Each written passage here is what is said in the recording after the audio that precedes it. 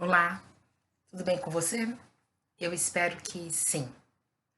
Meu nome é Silvana, sou cuidadora familiar do meu pai, que é portador do mal de Alzheimer. Hoje dei uma paradinha para a gente poder conversar e falar sobre o estágio intermediário da doença. É o estágio na qual meu pai se encontra nesse momento. Meu pai, ele é portador de mal de Alzheimer há aproximadamente uns 12 anos, sendo que com laudo e diagnosticado, estamos fazendo 9 anos da doença. Os outros 3 anos foi anos de imprecisão, ou seja, ao chegar no o clínico geral no início achou que era estresse após a aposentadoria, deu um remedinho para a área da memória, mas não fez um diagnóstico mais detalhado e mais abrangente. Então, durante 3 anos, meu pai foi tratado no esquema de estresse e de falta de memória. E só depois disso que ele foi encaminhado para a geriatria e a partir daí houve todos os exames, laudos e que foi detectado a doença de Alzheimer. Hoje, o meu pai, ele se encontra relativamente bem. Até pela duração da doença, nós acreditamos que ele esteja bem. Porém, de uns meses para cá, meu pai tem apresentado alguns tipos de comportamentos dentro da rotina dele que não faziam-se presentes. Por exemplo, meu pai tem acordado muito de madrugada. Ele dorme bastante, ele gosta de dormir, ele dorme bem. Porém, temos notado que está tendo uma certa frequência no acordar noturno, e este acordar noturno vem com algumas considerações. No meu último vídeo, quem assistiu viu que ele levantou a 1 hora da manhã, dizendo que ele estava com uma panela no fogo com mandioca, porque ele estava com vontade de comer mandioca. E essa panela estava no fogo. No entanto, a cozinha estava fechada, porque nós passamos a chave até para evitar quedas na escada, evitar ligar o bujão de gás e esquecer. E ele não poderia ter entrado na cozinha. Então, mesmo falando a ele que a cozinha estava fechada e que era 1 hora da manhã e que ele não havia colocado uma panela no fogão com água e a mandioca, ele só se tranquilizou no momento que ele entrou na cozinha e percebeu realmente que não havia a tal panela. Então, nós temos, nesses últimos meses, observado esta frequência. Acordar de madrugada, perguntar aonde é o banheiro, dizer que está com fome e quer comer alguma coisa, e quando se chega na cozinha e se oferece um pão, uma bolacha, um leitinho, um café, ele começa a comer, depois ele desiste, porque na verdade ele não está com a esperada fome. Ele levanta às vezes e fica sentado em forma de estátua na cama, e aí nós vamos perguntar para ele o que ele quer, o que aconteceu, aí ele não sabe. Aí ele pergunta que horas, se você fala que é 4 horas da manhã, ele pergunta se é 4 horas da manhã ou se é 4 horas da tarde. Então, estamos observando essa mudança de comportamento, principalmente no comportamento noturno. Outra coisa que meu pai sempre gostou, e nós não tínhamos problemas até alguns meses atrás, é a questão da higienização, do banho, da troca da roupa, escovação dos dentes. Meu pai sempre foi assim um homem perfumado, um homem limpo. E de uns tempos para cá, apesar dele ainda estar na rotina de escovação de dentes sozinho, tomar banho sozinho, nós estamos tendo que acompanhar essa higienização um pouco mais de perto. Então, se algum tempo atrás tomar banho não era um problema de pai, tá na hora de tomar banho, pai, que tal tomar um banho agora, porque tá calor, refrescar o corpo, colocar uma roupa perfumada.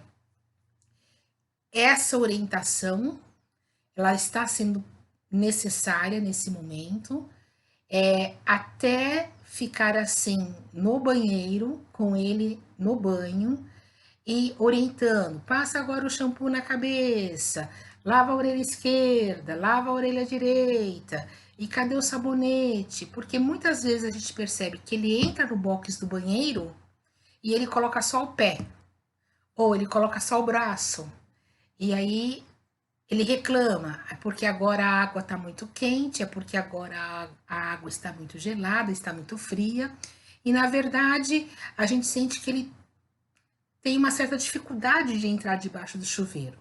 Então a gente optou por brincar. Então, o momento do banho agora para o meu pai é um momento assim que a gente tem que brincar com ele. E agora, seu Silvinho? Vamos que vamos. E aí sim, hein, tomando banho e tal. E aí ele vai levando na brincadeira e a gente consegue chegar no processo de tomar banho até o final. Então isso realmente tem acontecido diariamente e é algo que na fase inicial, por exemplo, a gente não percebia isso. Outra coisa que a gente percebe na fase intermediária é a questão da mastigação dos alimentos. Meu pai, ele sempre comeu de tudo. Aqui em casa, principalmente para ele, não tinha questão de alimento. Então, se você oferecesse para o meu pai desde uma massa até uma carne, ovos, o que fosse, meu pai comia e comia bem. Hoje a gente percebe que na hora que você oferece o alimento, nos primeiros minutos da mastigação, ele está se engasgando com a alimentação. E já observamos também que, mesmo dando uma alimentação mais macia, mais molinha, por exemplo, uma polenta mole, às vezes um caldinho de frango para ele molhar o pão e comer. Nos primeiros minutos da alimentação, ele tem se engasgado. Então, é importante que tenha alguém perto no momento que ele está se alimentando, porque se ele se engasga e ele está sozinho, a dificuldade dele é maior. Então, a gente fala: levanta a mão, levanta as duas mãos, pai, come um pouquinho mais devagar, para não se machucar, para não se engasgar. E aí ele vai ouvindo, a gente fala isso com carinho, brincando, tal, com ele não se ofende, ele ouve, e aí ele se acalma, e a partir daí ele consegue fazer a alimentação dele de uma forma adequada. Mas realmente, no início, seja café da manhã, seja almoço, seja o lanche da tarde, nos primeiros minutos, o risco de engasgar, a gente está percebendo que está sendo mais frequente. Outra coisa que tem acontecido é a questão do dormir, do sono, do ficar deitado.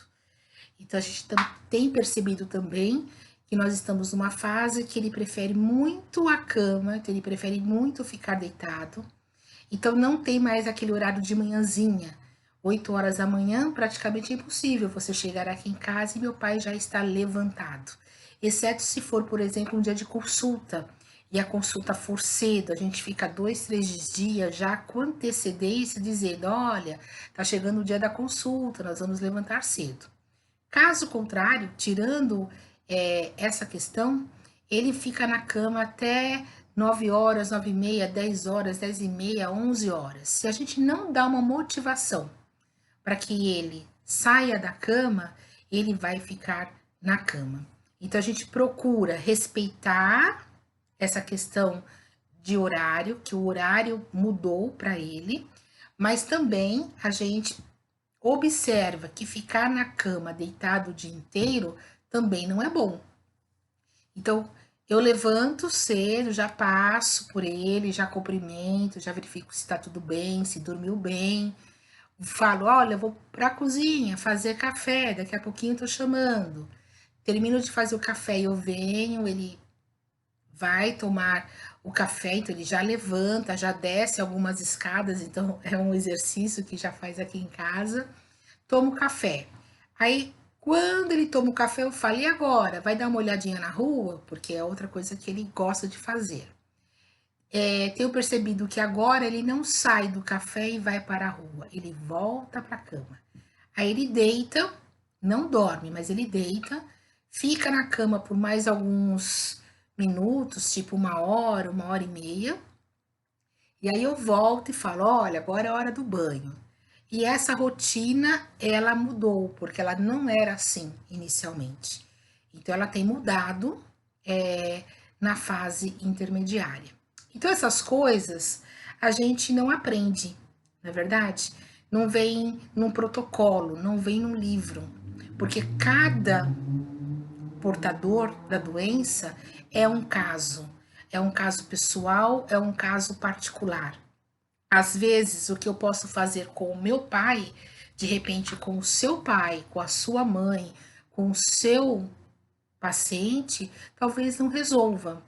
Então, aqui nós temos tentado observar, tentado estabelecer as rotinas do dia de acordo com o que é possível, para que o dia possa ser agradável para ele quanto para mim. Tenho aprendido que não adianta o nosso estresse enquanto cuidador, não adianta ficar bravo, porque se eu fico brava com meu pai agora, gente, é impressionante.